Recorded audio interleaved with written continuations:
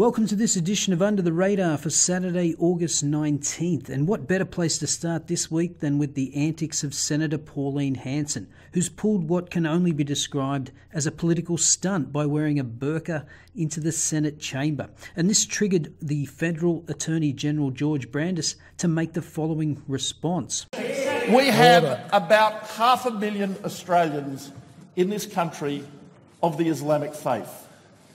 And the vast majority of them are law-abiding, good Australians.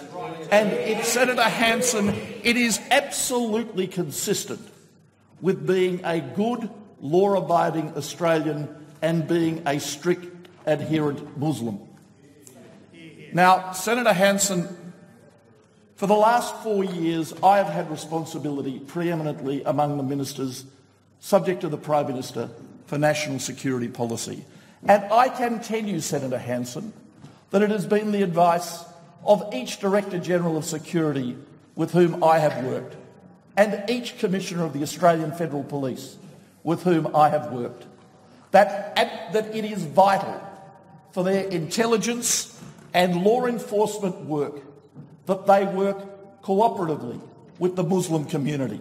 And to ridicule that community, to drive it into a corner, to mock its religious garments is an appalling thing to do, and I would ask you to reflect on what you have done.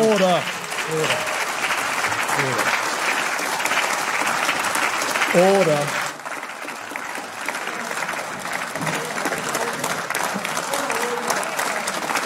Order, Senators. Now, I think Brandis makes a good point about the need for law enforcement to have a good working relationship with the Muslim community.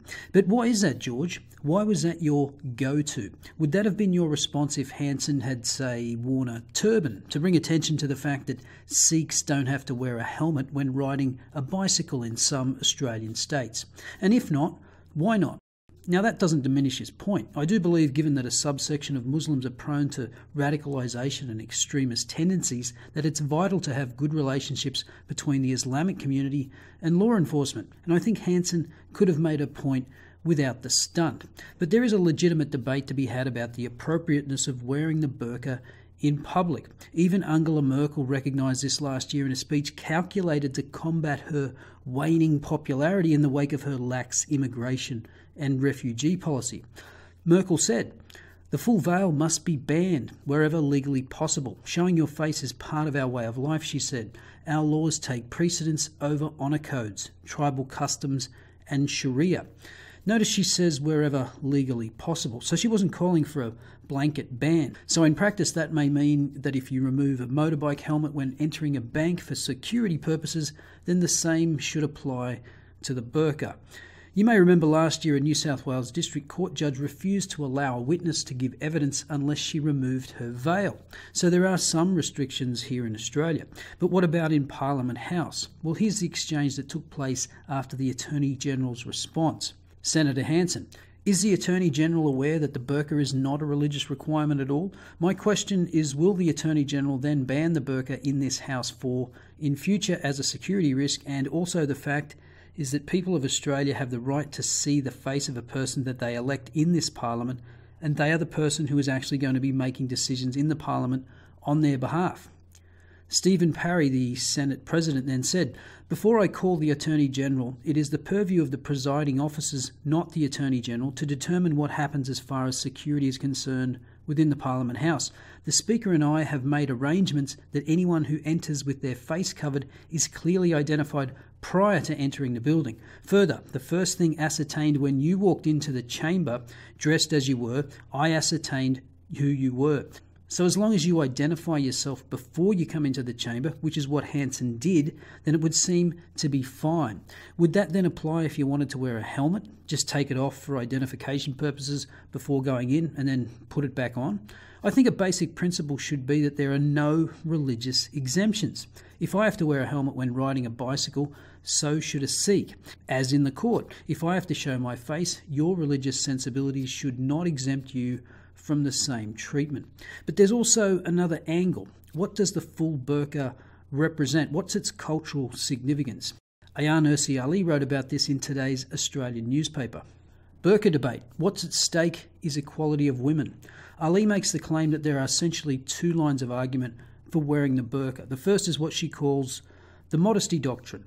In this view, a girl turns into a woman as soon as she starts to menstruate. From then on, her entire body, including her face, hands and feet, her voice, her scent and sound, are seen as provocation of male sexual desire. A woman is modest if she does all in her power to avoid such provocation. She's deemed immodest if she's careless in the unwanted effects of her attributes or mere presence. Well, how progressive. The second line of argument for the burqa is more political. With the rise of Islamic extremism funded with petrodollars from Saudi Arabia and other wealthy Gulf states, the burqa has become a political symbol. Today, paradoxically, we hear female Islamists claiming to be empowered by their near invisibility behind their burqas. I find such arguments profoundly unconvincing, whether they're used to uphold the modesty doctrine demanded in Sharia light or as symbols of the hardcore Sharia in political Islam. The burqa and other veils represent for me an affirmation of women as chattel. Pauline Hanson can and should be reprimanded for her unparliamentary behaviour. She did not need fancy dress to make the point she wants to make, which is that burqas ought to be banned for security reasons. But for me, the issue is not security alone. It is the equality of women. Expecting half of humanity to go around covered in black sacks is just evil sexism. We should no more want to see it imported into Australia than we should want to see wife-beating legalised. And I think you'll agree that that's a very compelling argument. But I want to go back to something that Brandis said just before the clip you saw earlier. Senator Hanson, I'm not going to pretend to ignore the stunt that you've tried to pull today by arriving in the chamber dressed in a burqa when we all know you are not an adherent of the Islamic faith. I would caution and counsel you with respect to be very, very careful of the offence you may do the religious sensibilities of other Australians. Now, putting aside the fact that the vast majority of Australian Muslim women don't wear the full covering burqa, Brandis suggests that offending religious sensibilities is something we shouldn't do or be very, very careful about.